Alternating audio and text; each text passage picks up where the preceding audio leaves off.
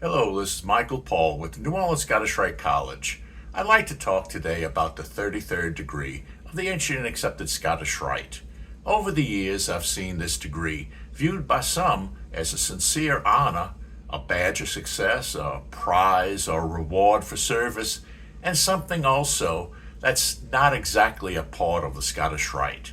So let's take a look at this degree and how some view it. I received my 32nd degree in 1978, and as I've said many times before, I was instantly taken with the Scottish Rite. I saw a philosophy that was as deep as anything I could imagine. In the mid-1980s, I remember going to my first Masonic week in Washington, D.C. It was an amazing time. I met many very interesting Masons, but I clearly remember one elderly brother who was obviously a somebody. I knew this because he had enough medals up and down his jacket to drown himself if he fell into the pool. Well, we started talking about different aspects of Masonry and somehow got on the Scottish Rite craft lodges in New Orleans. He very quickly told me that they do not exist. He was absolutely unyielding in his opinion, but I still tried to explain about the 10 lodges in the 16th district of the Grand Lodge of Louisiana, and these are the ones that do work in the Scottish Rite Craft Lodge ritual. But it was no use. He was having none of it. The brother insisted that the only actual degrees of the Scottish Rite were those 29 degrees worked in a valley. In the sea of medals on his jacket, I happened to notice a red patriarchal cross. I asked him if he was a 33rd. With a very self-satisfied look on his face, he said, "Son, I've been a 33rd for over 20 years now." So I asked him how someone could be a 33rd in a system that he says only has 29 actual degrees. Well, with an exasperated look on his face, he told me that the 33rd degree is an honorary degree, and again said that there are only 29 real degrees in the Scottish Rite. Well, this brother was not going to change his mind for anyone, much less some kid with only a few years in Masonry. So I wished him well and went on my way. But over the years, I thought a good bit about this brother and how his was not, by any means, a singular opinion.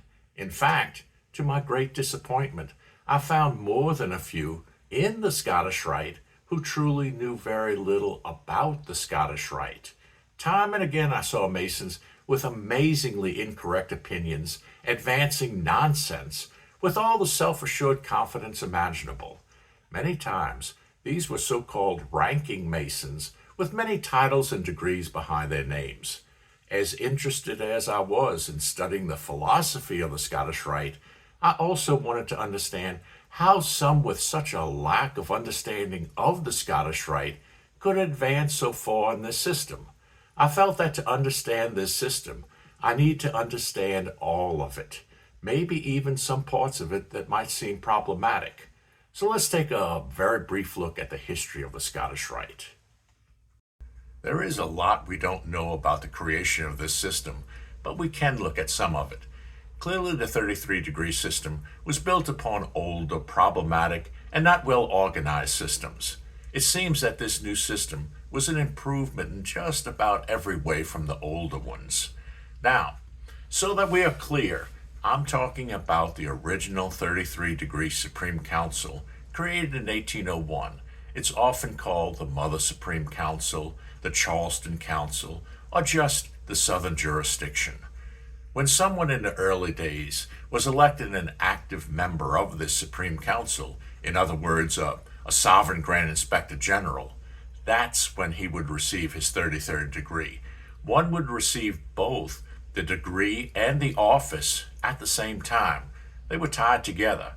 In those early days, there were only 9 sovereign Grand Inspectors General, or 33rds, or active members in a Supreme Council.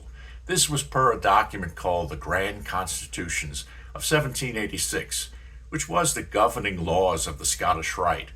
But we must remember, the total number of members of all the bodies under this new Supreme Council was nowhere in the same universe as the total numbers of members today.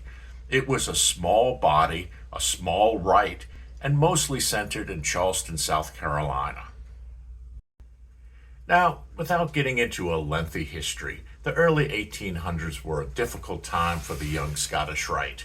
Between fierce battles over regularity with competing bodies, anti-Masonic activity, and general organizational problems, the young Southern jurisdiction almost didn't make it to the mid-1800s. After an almost 20-year period of limited or no activity, the Southern jurisdiction came back to life in the mid-1800s. In 1855, the Southern jurisdiction entered into a concordat, or a merger agreement, with the Supreme Council of Louisiana, or really, about half of their members. This gave the Southern jurisdiction a shot of new life. Regardless of everything else that was going on, the Southern jurisdiction was clearly trying to reorganize itself and get on firm footing. In that effort, they made some changes in their organization. The first was soon after the 1855 Concordat. The Southern jurisdiction changed how it made 33rds. The change was an interesting one. No longer would someone have to be elected an SGIG or active member of the Supreme Council to be given the 33rd degree. Selected 32nds could receive the 33rd degree and become honorary Sovereign Grand Inspectors General. In other words, they did not have a voice or vote in the Supreme Council. For them, the honorary aspect was the office of SGIG. They did receive the 33rd degree, but became honorary inspectors general. Again, the degree received was the 33rd degree, but they were not given the office of Sovereign Grand Inspector General.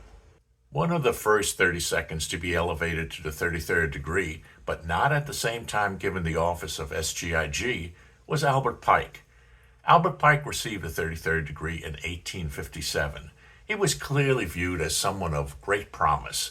In 1858, 1 year later, Pike was elected an active member of the Southern jurisdiction, and 1 year from that, in 1859, he was elected Sovereign Grand Commander, the first Grand Commander to be elected in the Southern jurisdiction. Pike was likely selected for this office as he was a respected attorney and skilled tactician. Both were valuable to the Southern jurisdiction. The years leading up to the Civil War were difficult ones for the Southern jurisdiction.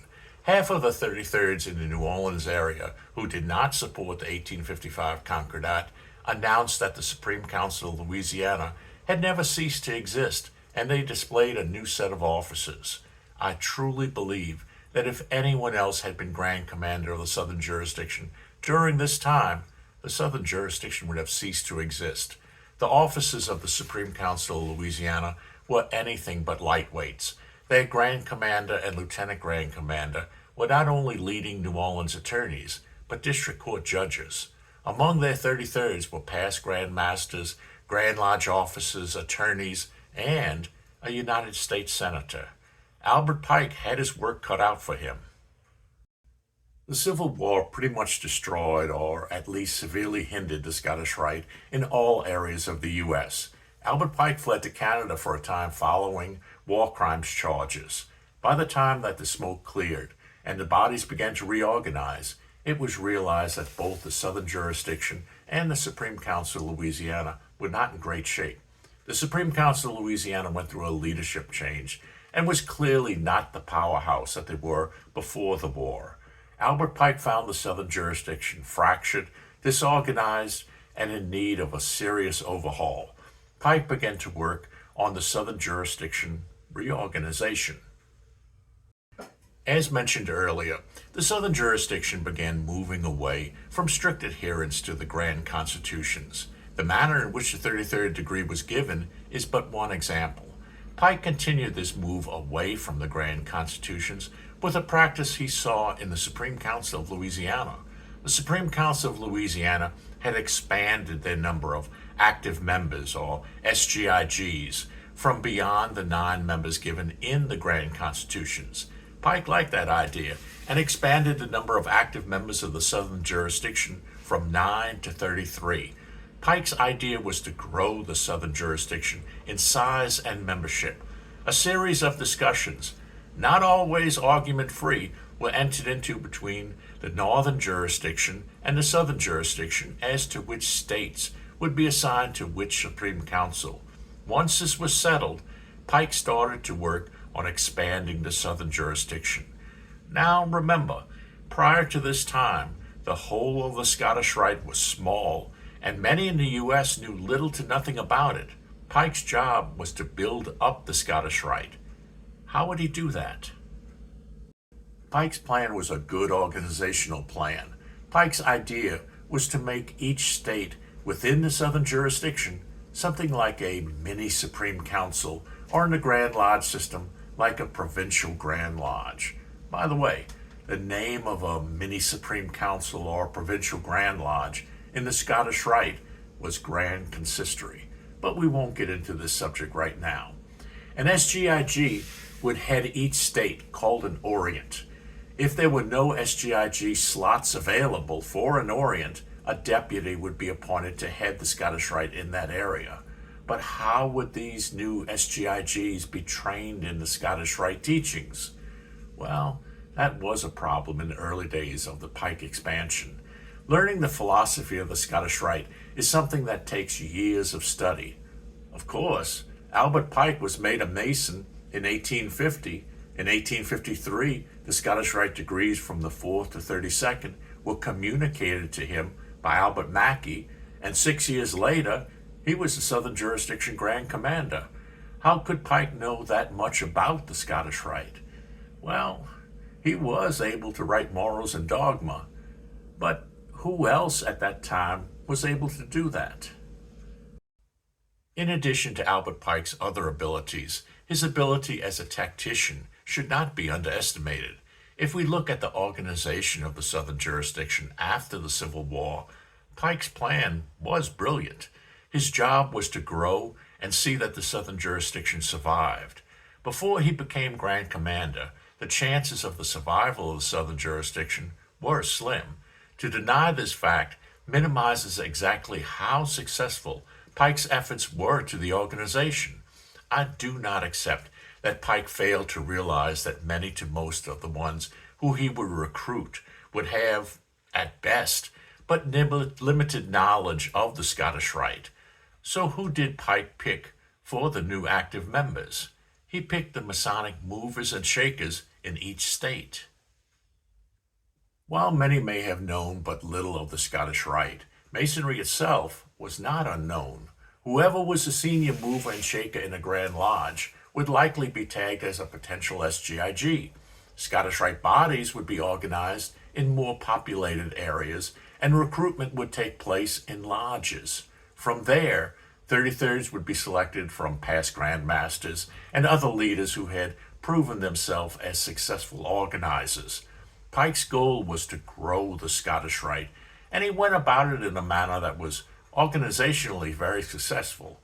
As for the Scottish Rite education, copies of Morals and Dogma were given out to all new 32nds. No matter if you loved Albert Pike or hated him, he did take a small organization on the verge of total collapse and grow it into a major Masonic power. You have to give him that. But let's go back to Scottish Rite education. Did it take place?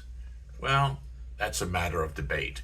Morals and Dogma was given to all new Scottish Rite members from the time of Albert Pike until the early to mid-1970s.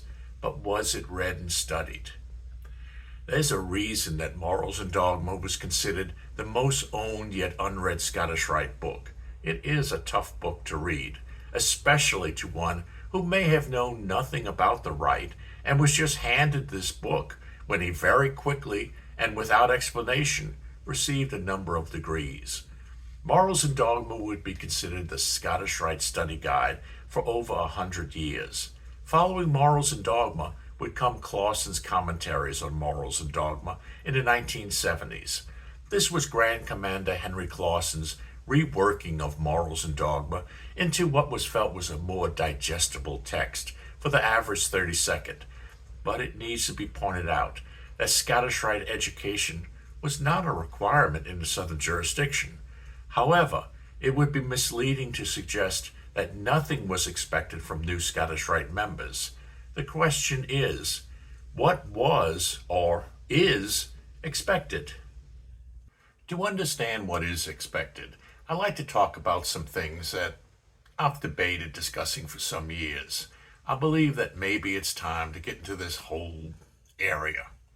In 1924, 100 years ago, William Wilmshurst wrote that he believed that Masonry was at a critical stage. He lamented the club mentality of too many in lodges who considered Masonry as only a means to gain honors, rank, and trinkets. He felt that a great positive change was at hand. Unfortunately, things did not go as Brother Wilmshurst envisioned. In 1929 came the Great Depression, with banks failing and poverty nearly for all. Following this was the Nazi takeover in Germany and World War II. It was not an enlightening time. It was a horrible time. And now, 100 years later, where are we? We have gone through another period of the club mentality. Far too many see all aspects of Masonry as only a place where you can, if you follow the rules, become a somebody. But there is hope. We see books, papers, lectures, and even lodges being devoted to Masonic education. There is a growing hunger and demand for more than the dry business meeting. And look at the Scottish Rite. Look at what's been happening. In 1991, the Scottish Rite Research Society was created. Today they publish the yearly research publication Heredom, along with the research newsletter The Plumb Line. In 2003, the Valley of Guthrie started its College of the Consistory, giving quality Scottish Rite education to Scottish Rite Masons. In 2008, the Southern Jurisdiction's Master Craftsman program was open, providing quality education. A lot is happening, but where are we heading? Albert Pike saved the Southern Jurisdiction from falling apart. He did what he felt he needed to do. I cannot see how the Southern Jurisdiction could have survived if there was no Albert Pike. But when he died, there was a period of disorganization in the Southern Jurisdiction. Pike was such a powerful and dynamic leader that what he saved almost did not survive his death. But it was only by means of going back to how Pike saved the Southern Jurisdiction that it survived. This means a focus on keeping the valleys working and growing. This was done by the members being of service to the valley. I remember when I joined, I had a knack for ritual, so the valley put me on various degree teams for reunions. I enjoyed that, but really, my heart was with studying the philosophy and researching the history of the Scottish Rite. After a while, I became something of a disappointment to the valley. I saw the business meetings as a waste of my time, so I stayed away. I grew tired of my only job being to talk to lodges, telling them that they should join the Scottish Rite. I didn't provide an answer as to why they should join, only that they should do so. I was told to keep it short and sweet. I wanted to talk about things that I had discovered, to give them a reason to join, but that seemed too controversial. Before too long, I received a phone call. I was told that I had a choice. I could give up my research and have a career in the Scottish Rite, or I could continue my research. It was an easy choice for me. I am a researcher. This coming July, I will celebrate 50 years as a Master Mason. This coming August will be 47 years since I joined the Scottish Rite Valley. To be honest, I've lost track of how many books I have written, edited, or just published. I've published papers in many Masonic and Scottish Rite journals and received many honors and awards, for which I am deeply appreciative. But the greatest honor that I have ever received, and it's happened a few times now, is when I receive an email from a young Mason telling me that something I have written inspired him to join Masonry or the Scottish Rite. Nothing that I have received in Masonry means more to me than that. My work has reached some who felt the need to reach out and be more than they are. I can't put into words how that feels. While it is the philosophy that keeps me a Scottish Rite Mason, I am aware that my research work on the early history of the Scottish Rite has not been a waste of time. I've had the pleasure of speaking in quite a few Scottish Rite bodies, either in person or via online platforms like Zoom. The Southern jurisdiction has published quite a number of my papers in a number of different publications. I've been published in the Scottish Rite Journal a number of times, going back to their former name of the New Age. I've also been published a number of times in the Scottish Rite Research Society's Herodom and in their newsletter Plumline. I believe that it is because I have been published so often in so many places that I receive more than a few emails from brothers asking me questions about the Scottish Rite. Some may recognize my name. I'll always try to answer each email as I consider it an honored duty. The reason that I'm going into all of this is because of how I am so often addressed in these emails. So very many times I receive emails from brothers who I have never been in contact with before, or who I know very little. I will often be addressed in these emails as illustrious Brother Paul. I've also been addressed this way by a number of local valleys when lecturing. Even last year, I wrote a paper that was published by the Scottish Rite Research Society's Plumline. I was honored that they put the paper on their front page. But then I took a closer look at my name, Michael R. Paul, 33rd. You see, the problem is the Southern jurisdiction did not give me the 33rd degree. Now, I don't believe for a second that the times that I have been addressed as illustrious brother or listed as a 33rd in publications or announcement for lectures was anything more than mistakes. Assumptions were made, and it was honestly, even if mistakenly, believed that the Southern jurisdiction had given me this degree. When I correct the mistakes, they are usually apologies and surprises. It's always clear that no offense was ever made in the false assumption, but it does put me in a strange position. More than a few times I have been put on the spot and asked why I was not given this degree. Well, the fact is that I don't have a definitive answer, and I've never felt a desire to pursue it. Valleys announce who they intend on giving the degree to, and not who they have decided should not receive it. I was just never told that I was to receive the degree. I received the KCCH investiture a good number of years ago during an administration change in a valley, but the truth is that many years ago I was clearly given a choice. I was told to stop my research and be of real service to the valley. It was clearly felt that my writing and research was not real service to the Scottish Rite or the Valley. I did not do as I was told, and I did not receive the degree. That's about it. To be clear, I am certainly not the only one who has not received the 33rd degree. The point of my going into all of this is because we seem to be in a state of evolution. The surprise, mistakes, and questions about why I did not receive this degree is just part of it. It is my firm opinion that the Scottish Rite is no more of a social club than is the Lodge. If researching and studying the deeper teachings of the Scottish Rite is not the work of the Scottish Rite, then I believe we have a serious problem, and many realize that. The Scottish Rite has a breathtaking collection of symbolic lessons available for the internal growth of any member. But it seems that because of events and situations in our history, we move from enlightened growth to simple survival tactics. This resulted in the club mentality in too many areas. We want more members, and that's it. By no means am I the only one who has experienced the cold shoulder because they preferred learning and teaching over service to the organization. So what's next for the organization of the Scottish Rite? Should it seek to wholly embrace the club mentality and only gather as many new members as possible, however it is possible? Should it move in the direction of personal self-improvement? Well, I believe that this is a question that the Supreme Council will need to consider, or not. So, what is the 33rd degree? Well, it is the final degree of the ancient and accepted Scottish Rite. But is it a reward or a prize given to those who are helpful or in the group? Maybe, in some places, but maybe not in others. Could the degree be a duty or responsibility to educate those who seek to know more about the Scottish Rite. Again, maybe in some places, maybe not in others.